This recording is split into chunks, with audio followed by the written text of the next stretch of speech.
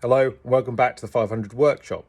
So since we rebuilt our engine, had problems with it starting and still trying to investigate why it doesn't want to kick over and start, but also been having a really difficult time with top dead center and trying to find top dead center to do the timing on the engine.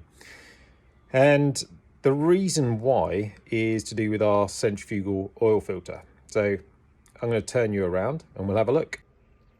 So here's the original centrifugal oil filter. Now, we replaced this. If I tried to find a replacement online, because I don't know, you see it's got a hairline crack through there. Probably not the end of the world, but I decided that I'd replace it anyway. Now, if you look on this, the woodruff key slots in there. So that's kind of, let's say, at 6 o'clock. And top dead center, there's a little mark here, which just is raised there. That would be where top dead center would be. And what's that, about 2:30, just coming up to 3 o'clock, I guess, on a clock face. So that's where top dead center is on this one.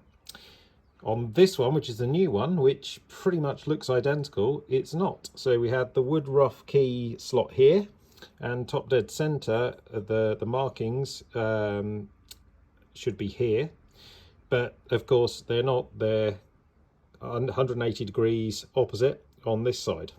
So we actually have been trying to time it up on this side, but I really didn't understand why every engine I've ever seen, the markings is on the other side, but for some reason, and I suspect it's because the woodruff key should be down there and not up there, so it's probably a manufacturing error.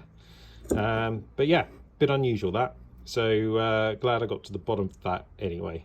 Now I'm going to refit this to the car and continue with investigations.